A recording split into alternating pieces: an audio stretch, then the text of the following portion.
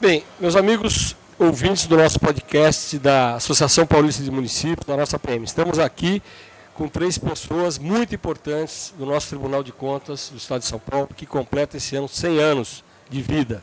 Eu tive a oportunidade de participar representando os prefeitos e vice-prefeitos e o municipalismo do Estado de São Paulo na solenidade histórica, presidida pelo nosso presidente, o Dr. Renato.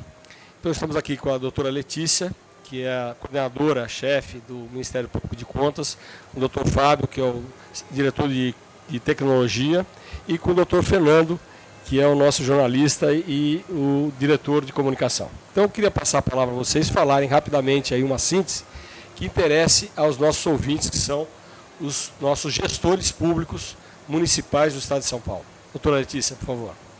Bom, primeiro, muito obrigada pela oportunidade. Para nós é uma honra participar de momentos como esse. Afinal de contas, esse tipo de estrutura está bem alinhado com os nossos valores.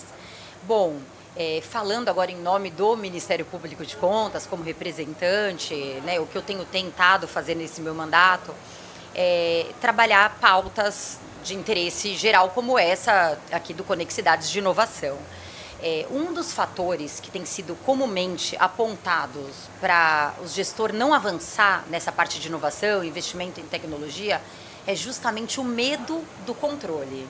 Então, o medo do controle tem sido apontado como um dos principais gargalos para a inovação na gestão pública. E hoje, uma das principais preocupações também do Tribunal de Contas é o controle da eficiência.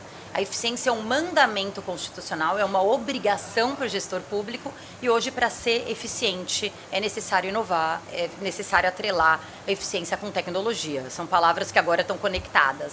Então, nesse conceito alargado de eficiência, hoje nós temos que inserir inovação e tecnologia. E aí entra também o controle analisando tudo isso. O tribunal tem feito um acompanhamento nessa governança de tecnologia da informação e nós temos fomentado, trabalhado como que um papel indutor nesse processo de transformação digital dos municípios, encorajando, motivando, incentivando o gestor a inovar por meio de iniciativas como, por exemplo, o Índice de Efetividade da Gestão Municipal, que é uma ferramenta até um pouco temida, voltando a falar de medo, pelos gestores. Ela avalia alguns índices, né? 7 eixos são avaliados pelo Índice de Efetividade da Gestão Municipal e um desses eixos é a governança em tecnologia da informação.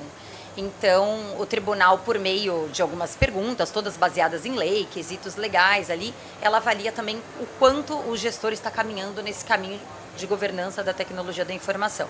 Então, para dizer um pouco de como nós temos tratado essa pauta da inovação, que é o tema do Conexidades desse ano, né? Eficiência e inovação para transformar cidades. Muito obrigado, muito importante o seu esclarecimento. Eu fui prefeito 8 anos em Araraquara.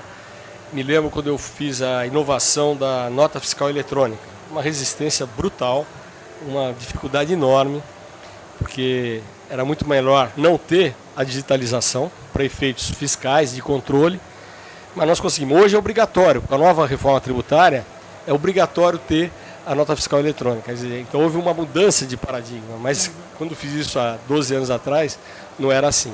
Então esse incentivo do tribunal vai antecipar muitas coisas que vão efetivamente acontecer nos próximos anos, mas com o incentivo do tribunal nessa área, com essa atitude, nós vamos conseguir avançar mais rapidamente em São Paulo com essas práticas de inovação. Então, acho muito importante o posicionamento do MPC nesse momento, com essa política, porque isso vai melhorar muito a tranquilidade do gestor.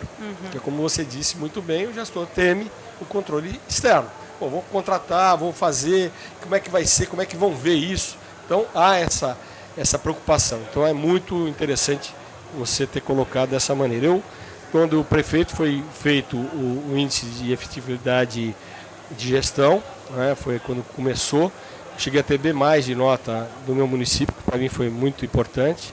Tive B+ e B, e isso me norteou muito, porque eu via pelos índices, isso está lá gravado na história do tribunal, consta lá no tribunal os anos em que eu era prefeito, e eu vejo como foi importante para nós gestores termos o índice como um parâmetro, para ver se nós estávamos mais acertando do que errando para efeitos de avaliação técnica do tribunal. Então, acho que isso também ajuda muito. É exatamente isso, porque nós temos dito que o índice de efetividade da gestão municipal, e aqui a gente está puxando um pouco mais para a inovação, mas em todos os seus testes, aspectos, eles, na verdade, eles têm 3 propósitos principais. O primeiro, para o próprio órgão de controle, aferir quantos municípios estão caminhando, por exemplo, em termos de governança de tecnologia da informação.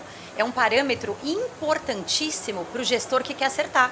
Para aquele, principalmente para um município menor, que tem mais dificuldade de planejamento, seguindo os quesitos do IGM, automaticamente ele tem um plano de governo ali traçado. E outra, o IGM também é um parâmetro importante para a população, comparar. Então, hoje nós temos acesso a dados, quase tudo está digitalizado, esses dados estão organizados ali no IGM, nós temos até um painel do IGM. Então, tanto o gestor como a população podem comparar com o município do lado, ver uma situação similar, entrar inclusive na legislação do município vizinho, que tem mais ou menos a mesma quantidade de habitantes, que tem uma situação mais ou menos parecida, e usar aquele caso de sucesso, por exemplo, uma nota alta no IGM, como o senhor bem mencionou, até como parâmetro para melhorar sua própria legislação, sua própria estrutura. Então, eu acho que é uma ferramenta de muito valor. E é uma ferramenta não punitiva, vamos dizer assim, é uma ferramenta de orientação e de gestão, efetivamente. Quer dizer, então, eu acho que é muito legal a gente destacar isso. Doutor Fábio, por favor, a sua experiência aí na área de digitalização e de inovação, por favor. Bem, agradeço também o convite de estar aqui participando desse podcast. Para mim é uma grande alegria estar aqui falando com os municípios, falando de tecnologia, mas não a tecnologia pela tecnologia, né? A tecnologia tem que estar a serviço da população, a serviço dos cidadãos da cidade.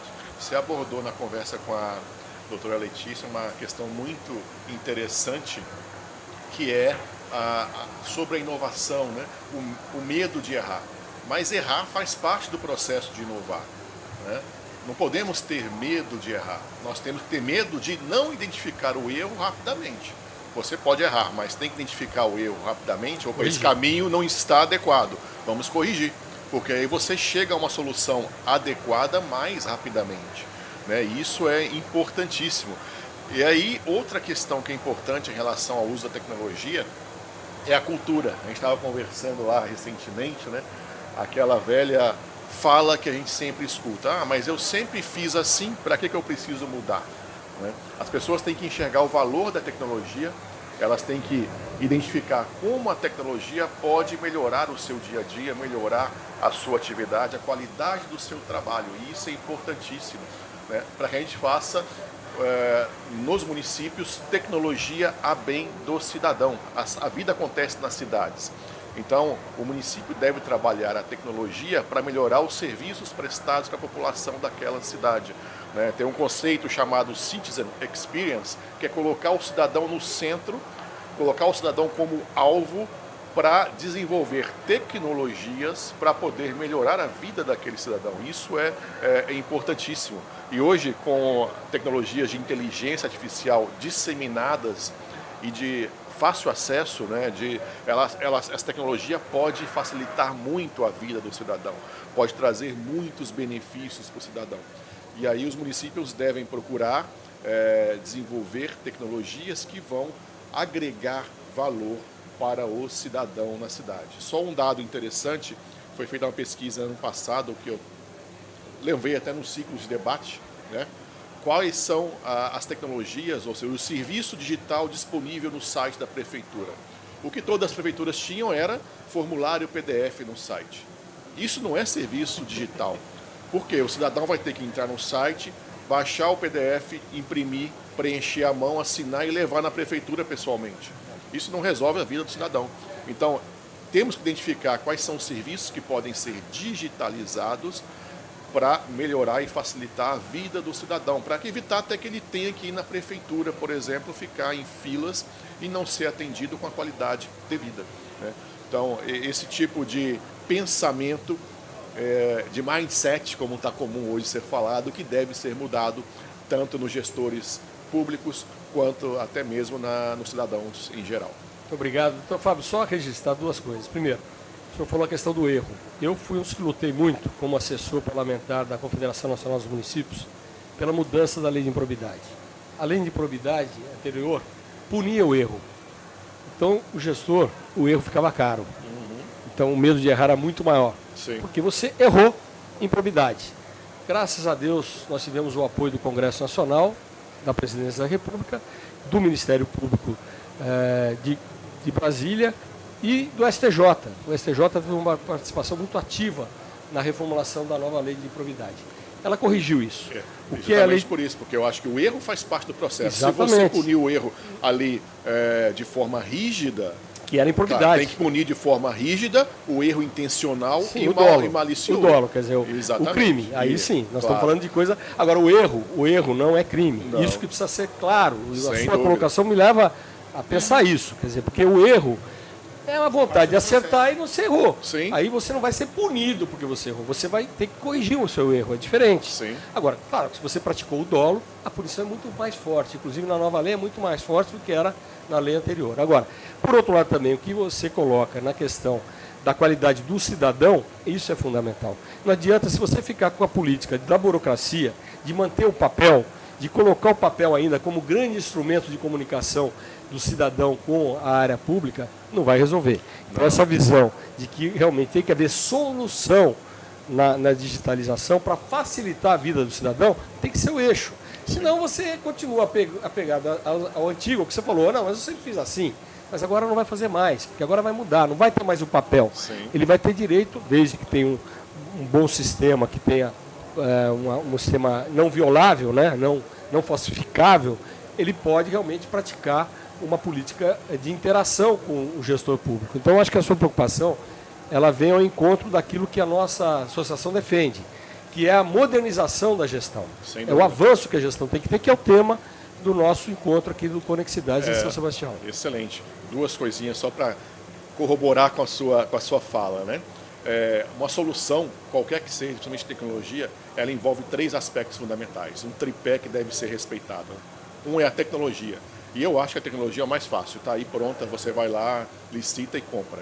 Mas tem que envolver também processos adequados e até uma revisão dos processos para verificar se estão aderentes à atual realidade ou não.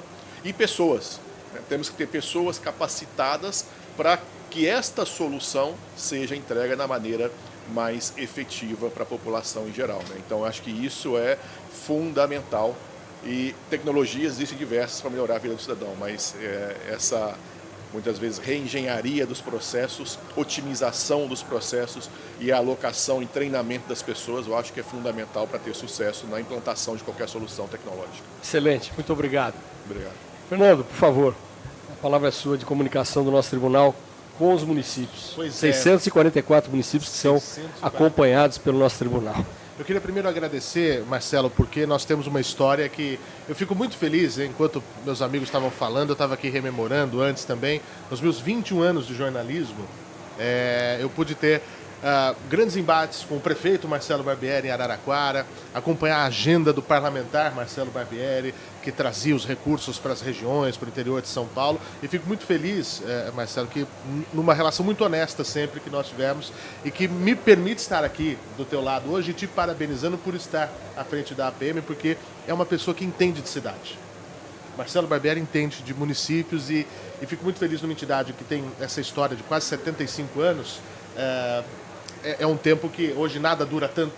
Então, durar assim é porque tem relevância, né? E está em boas mãos. Então, eu queria dizer isso de um araraquarense para outro, que é muito, muito bom a gente poder se reencontrar antes de qualquer coisa. Nós estamos falando de cidades, Marcelo, e a atuação do Tribunal de Contas se dá nisso, desde a ponta das cidades. Quando a gente é perguntado, onde é que você mora? Você não fala Brasil. Né? Você tem um endereço, você tem uma localidade, uma coisa muito assertiva e muito afunila de verdade. E as cidades, do ponto de vista da comunicação, eu vou bater sempre nessa tecla, a cidade está se comunicando com a gente o tempo todo. E nós temos que entender isso, e o gestor tem que entender a necessidade de se comunicar com o seu público. E não adianta nada você ter as grandes inovações tecnológicas, os grandes acontecimentos, o próprio Tribunal de Contas fazer o que faz, o trabalho do Ministério Público de Contas, o desenvolvimento que o Departamento de Tecnologia da Informação faz com a inteligência artificial, se a gente não contar para ninguém. Por exemplo, olha o que nós estamos fazendo aqui nesse momento. O trabalho de comunicação é essencial para chegar nas pessoas. As pessoas têm que entender, têm que saber do que está acontecendo. E a comunicação entra nesse sentido evolutivo e de desenvolvimento dessas cidades inteligentes, cidades do futuro, nessa questão. Há muito tempo, via-se comunicação como perfumaria. A gente depois pensa nisso, etc. Não é atividade fim. A minha atividade não é a atividade fim do Tribunal de Contas do Estado. É uma atividade meio. Eu hoje milito em que não exista mais esse termo atividade fim, atividade meio. Existe atividade, porque uma é ligada à outra. Eu preciso comunicar o que o Ministério Público faz, as novidades do Departamento de Tecnologia, o que a APM está fazendo pelos municípios. Como é que chega nos 644 municípios se você não se comunicar criando um podcast, fazendo com que as pessoas entendam o que está havendo? O que faltava muito mais, hoje também estamos tendo esse entendimento, é um franco processo de comunicação. As redes sociais, a tecnologia ajuda muito nessa chegada. Ao mesmo tempo, é muita coisa. Então, a gente tem que fazer uma curadoria. O cidadão vai ter que aprender a fazer uma curadoria. Nós vamos ter que aprender a ser, às vezes, mais sintéticos, mais assertivos naquilo que fazemos. Esse é um exercício para o futuro. Mas eu vejo exatamente isso, Marcelo, a necessidade da cidade se comunicar. É o que as pessoas fazem entre si. Né? É o que nos diferencia da maior parte dos outros animais. É a nossa capacidade de comunicação. E isso vale... por exemplo, o casamento só funciona se houver comunicação entre os cônjuges, a relação pai e filho, né? Mãe e filho, a relação professor-aluno, por que não na relação das instituições com a sociedade? Por que nós temos que nos preocupar? Obviamente, é muito diferente você fazer comunicação do que uma mera propaganda, só para aparecer nos holofotes. Por isso que eu falo dessa curadoria. E comunicar com inteligência e assertividade. O que as pessoas precisam saber. Como isso tem que ser feito? Esse é o grande ponto que eu vejo da comunicação no setor público, que é onde eu tenho há 2 anos e meio atuado no Tribunal de Contas, é o que nós estamos fazendo, né? Tanto é que, veja, o Tribunal acaba de completar 100 anos, uma instituição centenária, e a Diretoria de Comunicação Social acabou de ser criada. Né? Havia uma coordenadoria que foi sendo desenvolvida ao longo dos últimos 12 anos, mas não tinha esse status e esse peso para criar estratégias de comunicação. A gente ia comunicando de ventana. Mas agora vamos pensar em estratégias de comunicação, um planejamento estratégico de longo prazo, né? Criando conteúdos e produtos audiovisuais, produtos digitais, produtos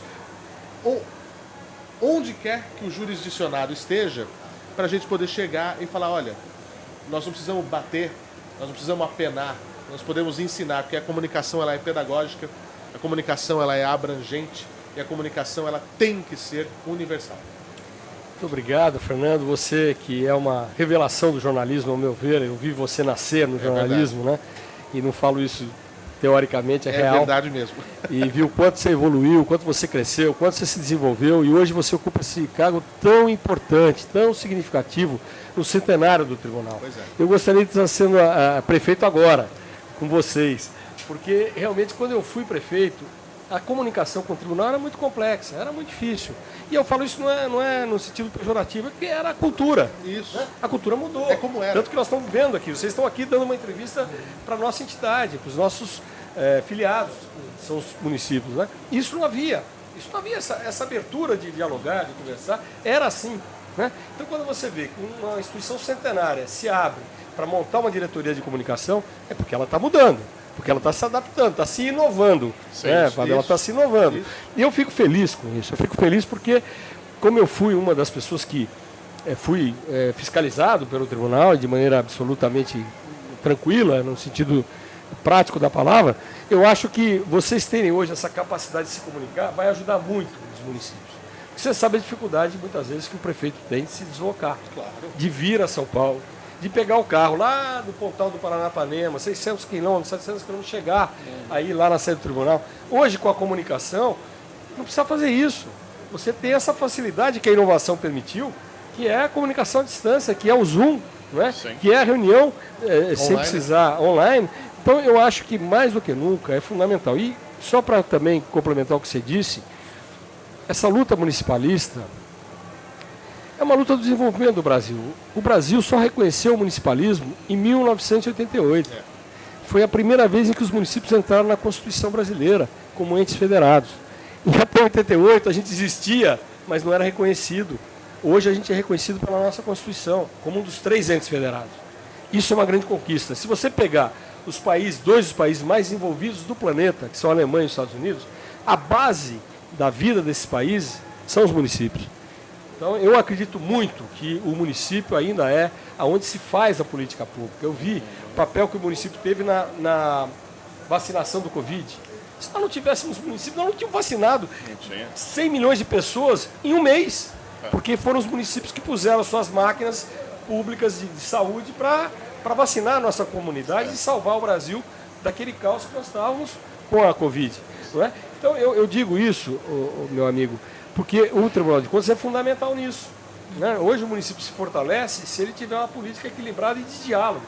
A presença ontem, na abertura aqui do Conexidades, do presidente Renato, demonstra isso. A homenagem que se fez ao doutor Siqueira Rossi, quer dizer, é uma homenagem justa, de alguém que ficou 54, me atendeu várias vezes lá na sala dele, estive lá por diversas vezes. Então, esse tipo de prática, e isso envolve a comunicação, é o que você falou muito claramente, como que a comunicação pode ajudar na inovação, como que a comunicação pode ajudar na melhoria da qualidade de gestão visando o cidadão.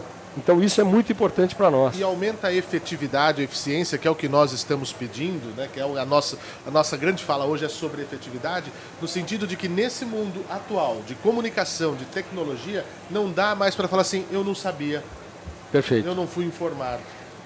Não dá mais. Não dá mais. Não dá mais para usar essa desculpa. O papel pedagógico do tribunal. Exatamente. De orientar os municípios. E outra, se o cidadão quiser, se tem comunicação, ele entra hoje na internet e ele busca a comunicação, ele busca a informação, ele coloca lá, tribunal, assunto tal, vai aparecer alguma coisa. Se vocês fazem, se vocês produzem a comunicação, se vocês não produzirem também, não vão estar. Então, esse papel que vocês farão pela comunicação é um papel que vai ajudar muito na gestão, na melhoria da gestão e na qualidade da gestão. Então, eu fico muito feliz da gente registrar esse momento histórico, Fernando, de você estar à frente dessa diretoria que é histórica, e desejar você também continuar com esse sucesso que você tem feito ao longo desses 21 anos de jornalismo e de trabalho em vários órgãos.